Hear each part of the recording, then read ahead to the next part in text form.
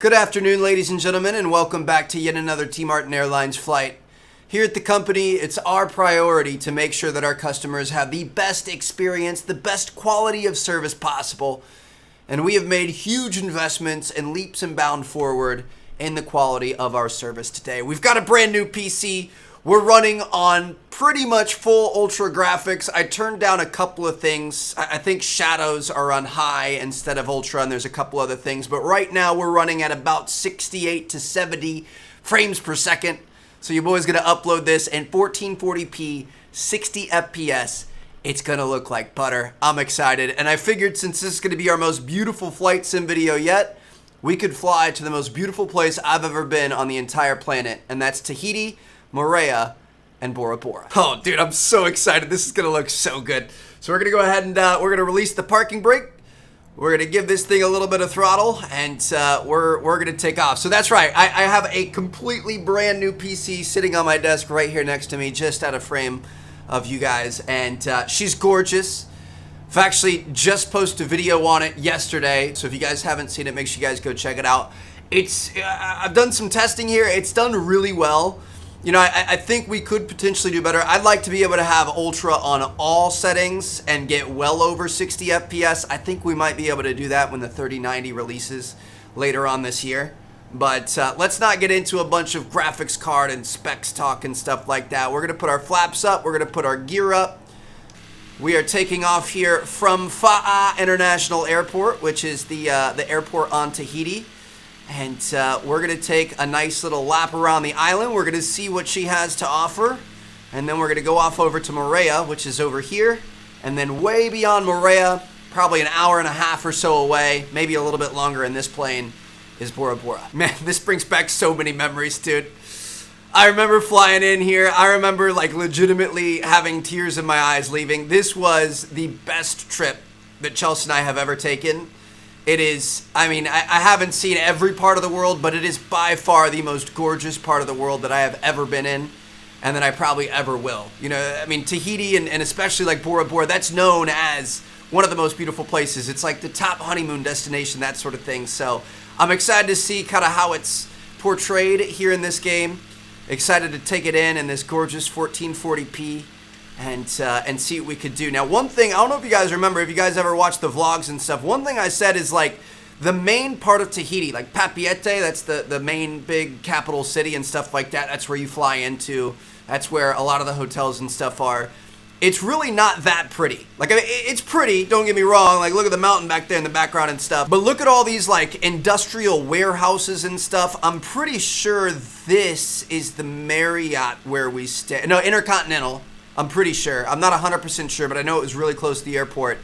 But there's just like, I mean, a lot of this is very industry heavy. Like they have these giant shipping ports and there's these big container ships and stuff like that. So like the part of Tahiti that you fly into is really not that nice. You need to get out into the boonies to really see it. So this is Tahiti Nui right here. This is like the big Tahitian island, and then there's like this little crossover here.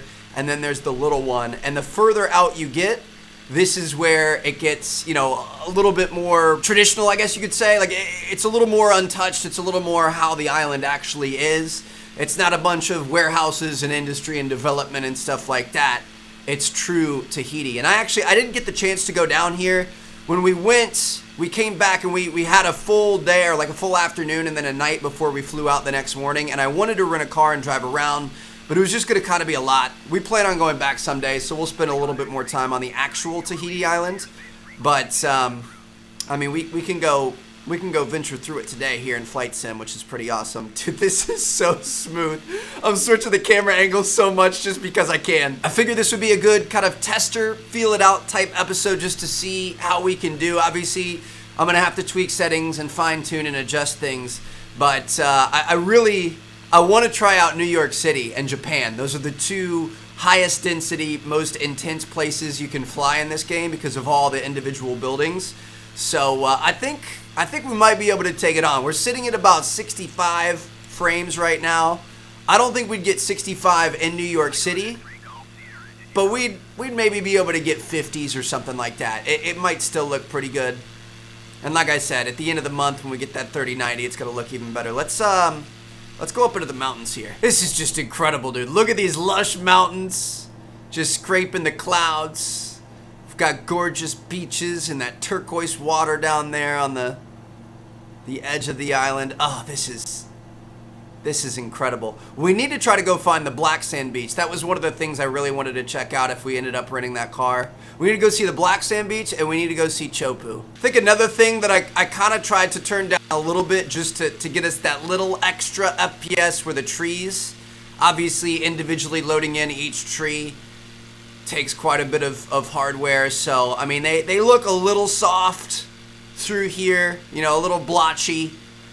But I feel like that's not the worst thing in the world, you know what I mean? As long as we have nice shadows on the mountains and nice detail in the water and in the buildings and stuff like that. If our trees aren't 100% perfect, it's understandable, but they're still on high. They just aren't on ultra. I watched a video on some of the things you can do to kind of beef it up and get an extra like 10 to 15 FPS, which is seeming to work out pretty well for us. This is just, dude, look at the contrast of the green with the blue. Are you kidding me? And here we have it. So this is the black sand beach. I mean, it's kind of a mix of murky, you know, browns and blacks and greens and stuff. Obviously, satellite imagery isn't going to be perfect, but you guys can see there are some beaches that have like the typical white sands, but that one back there was obviously very clearly dark, which is interesting and different. And I'll throw a couple of pictures on screen. It's just striking when you see it. We're gonna keep on going. I think we might try to go over towards the little part of the island, somewhere around here, I believe, is Chopu. I don't think we're really gonna be able to see much, if you want me to be honest. The significance of Chopu is it's one of the like surfing destinations of the world. It's some of the heaviest, most insane waves.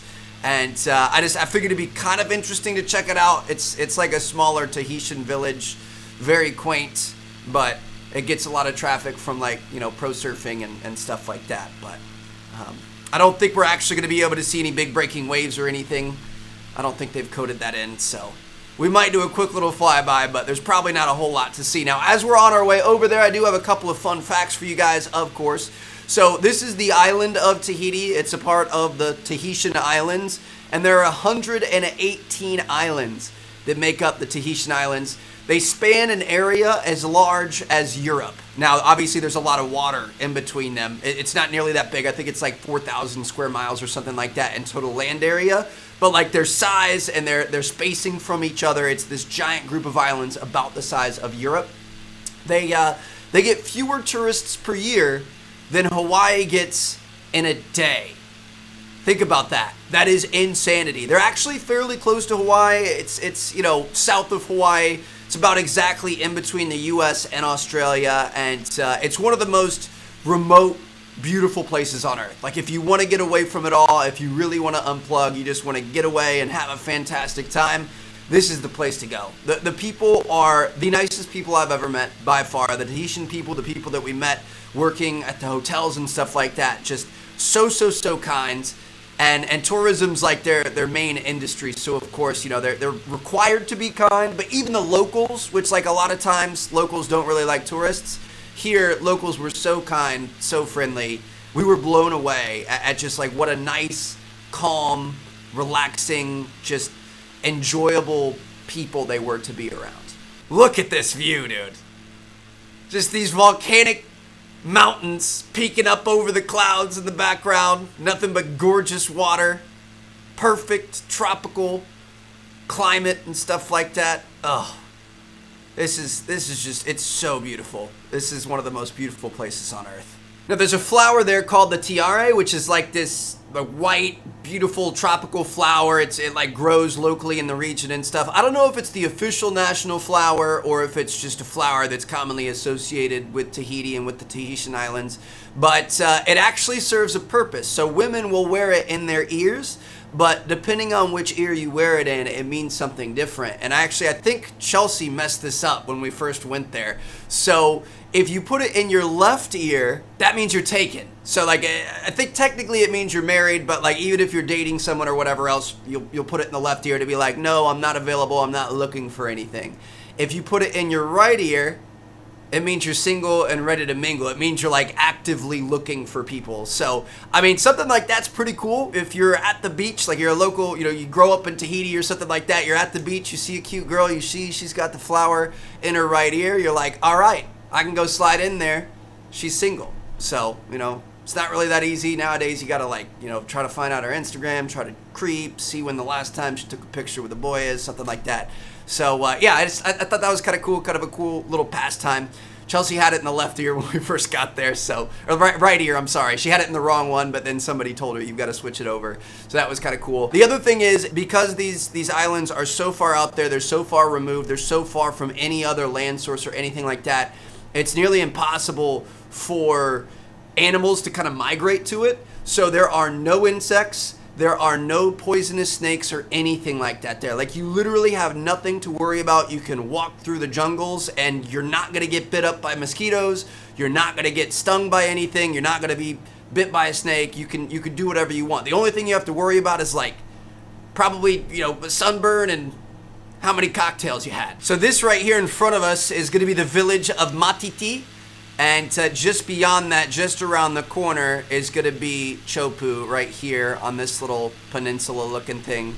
So, I mean, this is cool. It's just cool to see kind of the less industrialized, less tourist-driven. Like, this is the real Tahiti out here. Obviously, you are still going to have hotels and stuff. Like, tourism's still a big part of it. But this is where you're going to see a lot of, countryside homes, a lot more simpler living and stuff like that, which is pretty cool. Ooh, look at that. We've got that river going up into the mountain. That's kind of cool. Yeah, man. I mean, this is really cool. This is gorgeous. I would love to retire out here one day or something like that. You know what I mean? Like I said, just get away from anyone and anything. You don't really have to worry about politics, BS. I mean, nobody's going to come and mess with Tahiti or Bora Bora or wherever you're at. Just let the rest of the world burn while you chill in paradise and, drink a few cocktails, something like that would be pretty cool. So now what we're going to do is we are going to turn around and we are going to go back to the island of Moorea. It's a little heart-shaped island just off the coast of Tahiti. It's actually really, really close. This is the airport we took off from. It's about a 5-minute flight. It's one of the shortest commercial flights in the world. You can also take a ferry. Ferry's a lot cheaper. Takes 45 minutes on a ferry, and it's $15 versus the flight's $150 or something like that. But Moorea is honestly really, really beautiful. I loved Bora Bora, and I think in some ways Bora Bora was more pretty to look at.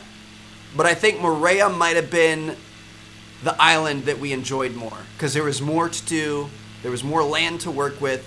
It was a really cool spot, and it's a lot cheaper than Bora Bora. So we're going to head out that way. Take a look at this beauty jutting up out of the gorgeous blue waters of Tahiti. That right there behind us is Tahiti. So again, it's really not far at all. Like I said, I don't even think it's a 5-minute flight. I think it's a 5-minute flight from gate to gate. I think it's probably 1 minute and 30, 2 minutes in the air. It's about a 30-minute ferry ride. It's I think around 10 miles or 10 nautical miles maybe, something like that. So, it's really easy to get to. Bora Bora is a few hours away, and a lot of the other, like Ragnaroa and all the other ones, are really far out. But Moorea is super close, super easy to get to, aka cheap to get to. A lot of the hotels and stuff on it, I mean, they're expensive, don't get me wrong, especially if you want to stay in an overwater bungalow, which, fun fact, they were invented here in Moorea. But it's a lot more economical. If you were trying to go out here, you were trying to, live it up a little bit, stay in an overwater bungalow, that sort of thing, I would venture to say is if you don't have an unlimited budget, Moorea is probably the way to do it. Just because it's so gorgeous, it's so easy to get to, and there's a lot to do. So you guys will see, Moorea is an island. Bora Bora is, I forget what the technical term is. It's an island surrounded by islands around it, the motus around it. And the hotels are on the outer islands. You guys will see when we get there. Whereas here, the hotels are on the actual island itself. So you can rent a car or rent a little buggy like Chelsea and I did. It's about an hour around the entire island. You can go up to the lookout points. You can stop on the side of the road and get ice cream. You can do literally anything. Whereas something like Bora Bora, you're kind of locked in. You're at your hotel and you can't really leave your hotel unless you make a lot of plans and pay a lot of money. So we're coming up on the gorgeous island of Maria here. Dude, look at that view. The jagged mountains in the background.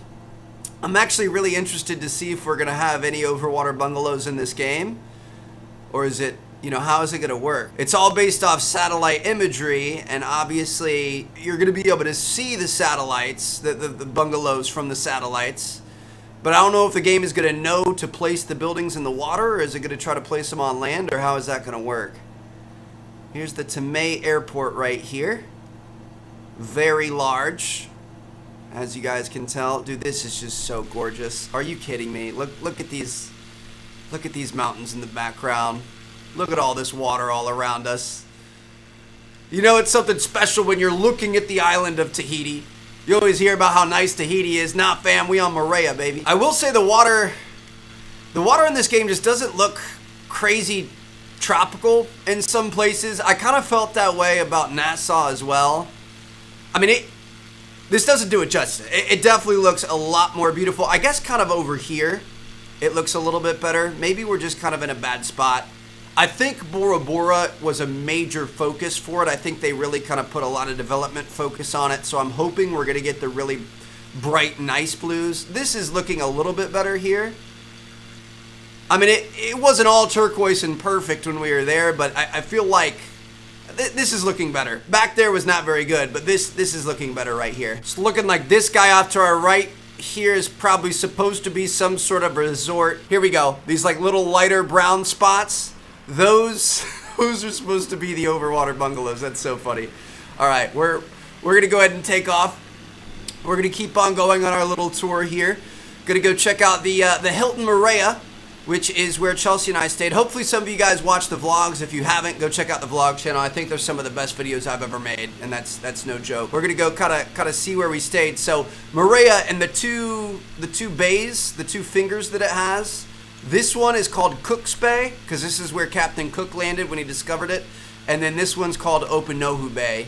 And the Hilton Maria is right here on the middle finger. So we're gonna go check this out. View some of the sights as we go. Dude, this is just so amazing. Look at that mountain. That is incredible. They have so many nice beaches. Like, we rented a little stick shift, like mini Jeep dune buggy type thing. And you can just, like I said, it's about an hour around the entire island. You can just sit there and drive around, and you just see this gorgeous beach that nobody's on. So you pull over, you hop in for a swim, you hang out for a little bit, and then you go back in, you go check out something else. And they've got like a juice factory, and they've got a place that sells Tahitian wine. Tahiti is owned, it's like it's French Polynesia. So French wine, which is like really good, really nice wine, is super cheap there, which is awesome. And I don't know. I absolutely loved it. It was such a fun trip. Good amount of adventure, good amount of relaxation, good amount of luxury, and that sort of thing. So this up here on our left is the Hilton Maria, which is one of my favorite places that I have ever stayed. And it does not do it justice at all. I'm going to have to throw some drone shots up on the screen for you guys. Dude, this is... Man. I mean, it's still beautiful seeing all the water and the land and everything like that. But in terms of the bungalows, I mean, you could kind of see, the what's it called? If we come back this way, you can see the pontoons, the walkways that go out into the water. You can see them going down the beach there. But they did not put any of the bungalows in. I'm really curious if they've done it in Bora Bora. I hope they have. But yeah, we stayed there, and then we also rented a spot over here in Opanohu Bay. It was on Airbnb. Super nice lady. She had it set up so that like the house was sectioned off, so she was staying at the property, but we were completely separate. We had like this honeymoon suite. We had access to the pool and stuff like that. And really sweet old lady. Cooked us dinner one night. We had to pay for it, but set us up with charcuterie boards by the water, and it was a truly incredible trip. I think our rental, I know it had a red roof. It might be one of these somewhere in there. I'm pretty sure it would have been in there, because it was about halfway around. Oh my goodness, dude. There's something about like beautiful green jagged mountains and blue skies and blue waters. It just drives me wild. We're gonna go up to the top of the mountain here. Gonna see what the views are like one final time around Moorea, and then it's gonna be time to go to Bora Bora. Now I don't know if I could perfectly pick it out. That's it right there. I'm pretty. It might not be it. NTTB. It might be further than that, but I think that might be it. Oh, we are about to hit something. Oh no, we got time. We're good. But yeah, that was Bora Bora. It's all the way up here. All the hotels are along the outskirts and stuff. It's pretty sick. Oh my goodness, dude. Please tell me we have enough speed. Gotta be able to make this climb.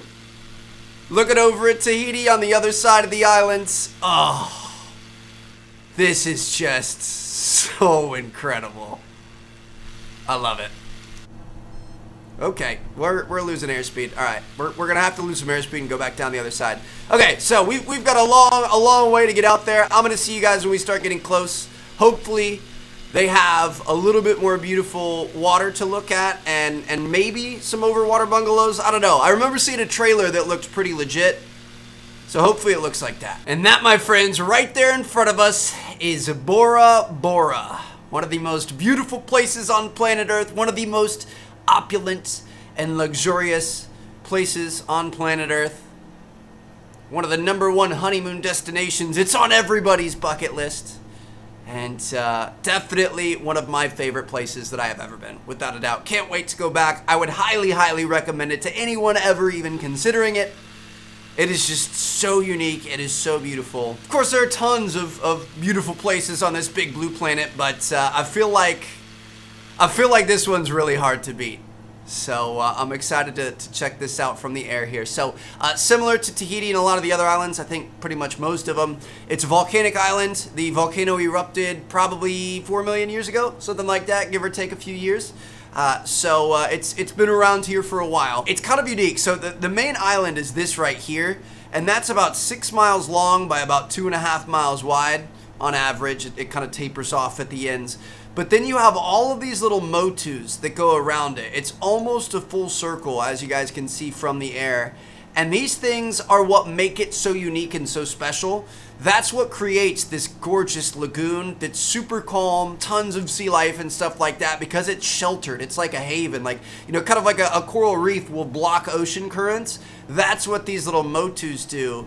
And they create this just habitat for animals and for humans alike. Like that's why this water is so great to go snorkeling and diving and boating and parasailing and stuff like that, is because these islands are blocking the ocean and the currents, and they kind of create this little paradise. Dude, look at all the blue here.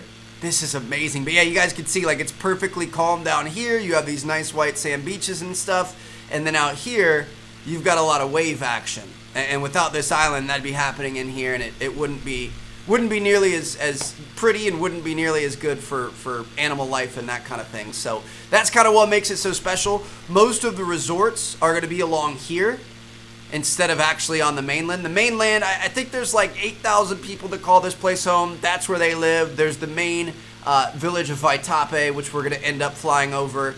But that's, you know, a lot more residential and industry, whereas the hotels and the places that you want to stay are actually out here. And we're coming up on the two most famous ones. So this right here is the St. Regis, and then this over here is the Four Seasons, which is where Chelsea and I stayed. Both beautiful, you know, both some of the nicest, most highly regarded hotels on planet Earth.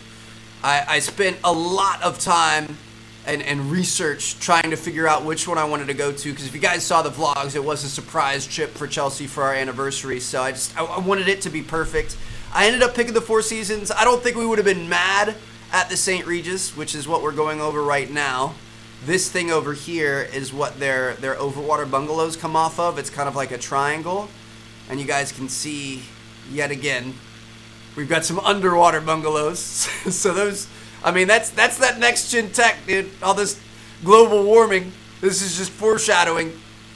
You're gonna be paying to stay underneath the water rather than on top of it. But yeah, these are all the little villas and stuff that you can rent. Here's the main area. You've got all these little, you know, lagoons and little bodies of water you can paddleboard around in and stuff like that.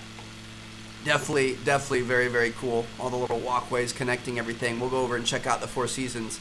But yeah, I did a lot of research. I think we would have liked the St. Regis. I think the St. Regis is, I mean, they're both incredibly high class, but I think the St. Regis, at least from my research, was just a little bit more, you know what I mean? Like, just the Four Seasons was a little more relaxed. Like, it's still super nice and by far the best service we've ever had, but it's a little bit more like fun. There's a few more activities, and I don't know. I feel like the St. Regis was like a little too, whereas the Four Seasons was just like the chill amount where it's super nice, ridiculously nice, the craziest nice we've ever had, but still a lot of fun and relatable and that sort of thing, which we should, I think we might have, yeah, we're passing over it right now.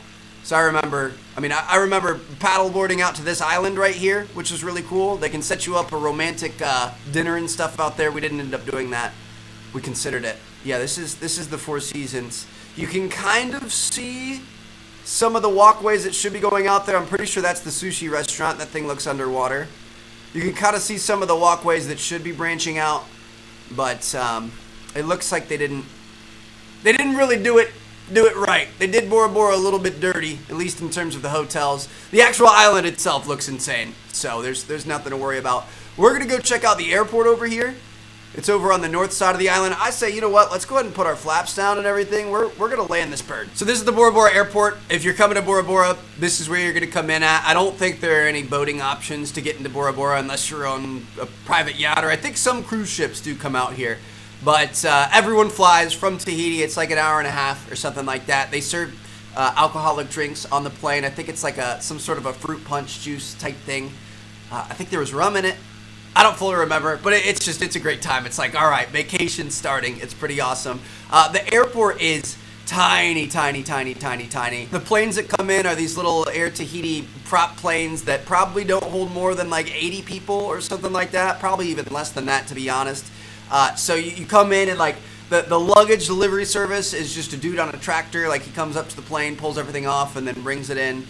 The airport does not have any security. You're not really going to get any contraband or weapons or anything like that out here. So if you pass security in Tahiti, they don't have to worry about you passing security here, because there's no way you could have gotten anything bad. So that was kind of interesting. We showed up at the airport and we were at our gate within like 5 minutes. It was super nice. So we're going to come in for a nice little landing here. You guys can see just a super short runway. They do not have big planes coming in here. It's right here on the beach. In real life, there are palm trees and stuff all over the place. We should be, I'm pretty sure we are just about everything on Ultra. We're Ultra. Objects, terrain level of detail. We could try bringing that up a bit. I don't know if that's going to add palm trees in. It was an incredibly beautiful airport, dude. Like, one of the like, stepping off the plane, you don't deplane via a bridge or anything like that. You just step out onto the tarmac. You see the mainland in the background and Mount Otamanu up there, looking all stoic and just, it was so cool. So there's a ferry that will take you from the airport to the main town of Vaitape, and that's like $25 or something like that. And then from there, I think you can get free ferries to be able to go to your hotel, or what most people do is the hotels have like custom boats that they will have at the airport waiting for you. And I think it's like $100 a person or something like that. They'll take you directly to your hotel. It's way quicker. You save a lot of time. You don't have the hassle of going into town and then trying to find out how to get there on your own. But then you go in these like really cool boats. Like the Four Seasons was this super old school wooden boat that was awesome. And they take you directly to the hotel. They handle all your luggage, that sort of thing. So like, you give them your luggage at the airport, and then the next time you see your luggage is when it's dropped off at your room. It's just like, everything is just tip of the top, insane level of detail and their hospitality. Like, the first night we were there, we went to a restaurant. I think it was like the Asian restaurant. I don't remember which one it was, but we went to the restaurant, we ate. We, like, obviously at the end, you, like, sign your name and you sign your room number on the check or whatever. And we left the restaurant, and I mean, the pontoons are pretty long. Like, it's quite a hike. And for some people, they're going to want to ride Chelsea and I really kind of enjoy, walking and looking at the water and seeing all the little stingrays and stuff swimming by, and we like walking off a meal and getting a little exercise. So we were heading back to our room, and all of a sudden there were headlights behind us, and it was a golf cart, because they use golf carts to get up and down the pontoons. And the guy pulls up next to us. He's like, "Hello, Mr. and Mrs. Martin." We had never met this guy, but apparently our waiter had told him to come check on us or something like that. But he's like, "Hello, Mr. and Mrs. Martin. Would you like a ride back to your room number?" And then he gave us our room number. And we were just like, "Whoa, this is crazy. Like, you know who we are. We've never met you." So it was just really cool. That level of hospitality, that level of care for the guests is pretty much everywhere. And like I said earlier in the video, I mean, tourism is their main industry, so of course that's kind of expected, or like that's what they want to give off. That's why they can charge the crazy prices they do for rooms. But also just the people of Tahiti and of the Tahitian Islands are so nice. I think they would treat you the same if you were a friend of a friend. You know what I mean? Like I think they'd give you the shirt off their back. So it was just really cool. I think the people and the service is what made it so special. Obviously, looking at all these gorgeous waters and the mountains and all the fun things that you can do swimming with turtles and rays and everything else. Like, obviously that was great. Sitting in a giant bungalow, listening to the waves lap up against the pylons was amazing. But I think it was the people that really made it extra special. So this is the town of Vaitape. If you can call it a town, it's a little bit more of a village. Honestly, it's kind of like the industry hub of the island. So, I mean, everything has to be flown or boated in here. Like, I remember some of the hamburgers were like $45 at the Four Seasons, which that's ridiculous, right? Like, that's so crazy to think about. There's no way. I'm just going to drink seawater for a week. I'm not paying $45 for a hamburger.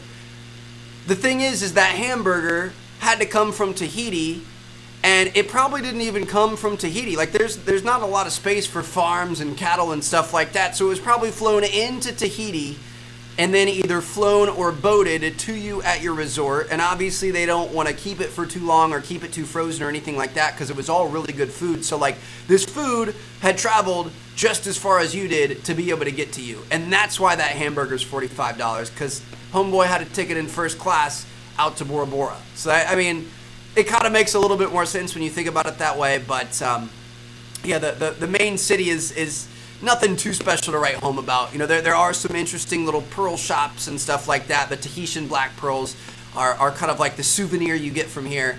We got some for our parents. I got a ring for Chelsea, a black pearl ring, not that kind of ring.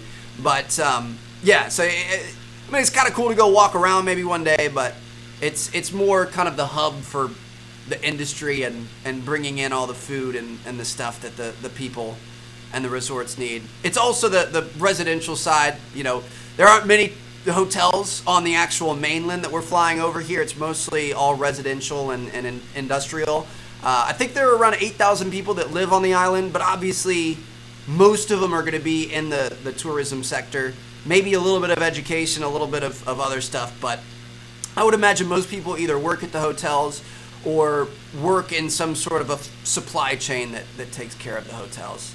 So the mainland is, I mean, it's not that crazy impressive. There is one really beautiful beach that we went to, but primarily you want to be out here on the Motus. That's where it gets really gorgeous looking back at the mainland. So we're going to fly over to the mountains here. We've got Mount Otamanu, which is the big one. It's got this big, beautiful, flat face on it. It's the tallest mountain. And then you've also got Pahia, which is like a double peaked mountain kind of next to it. Otamanu is the one that is like super impressive, and it's kind of like the major landmark that you can see from anywhere in Bora Bora.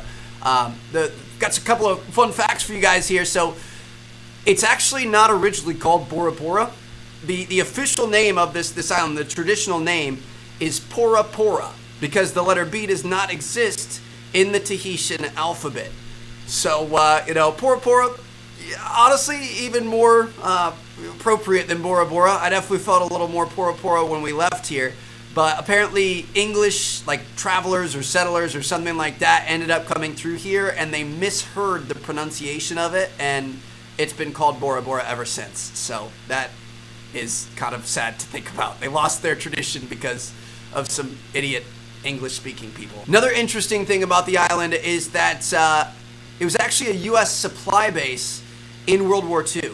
So they had like runways, they had some defenses here on the island to help protect it, but it was mainly like, you know, food and munitions and stuff like that they were storing here, and they were using this as like kind of a mid-range thing, because Bora Bora is about halfway between the US and Australia, and it's kind of close to Japan and stuff like that, so it's just this like central location for us to be able to prep up and keep supplies. Around 6,000 people were stationed here.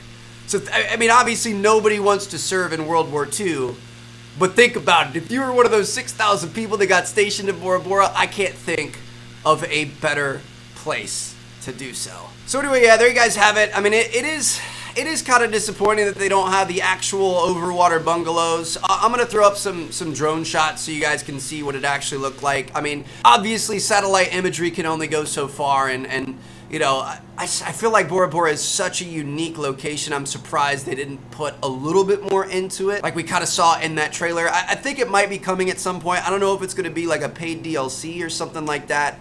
But I mean, it was still incredibly beautiful. We still have some just absolutely amazing waters and views that we've seen here, and it's been kind of cool to kind of experience it with you guys again. Hopefully, like I said, hopefully a lot of you guys saw the vlog, so you might recognize some stuff and kind of, you know, relate to it. So thank you guys so much for watching. Hope you guys enjoyed. I'm going to see you guys in our next one. We are going to take this beast of a PC, and I think we're going to try New York City. It's going to be interesting. Hopefully she can handle it. Hopefully it doesn't end in flames. But we're going to find out soon enough. So thank you guys so much for watching. I'm going to see you guys later. Peace out.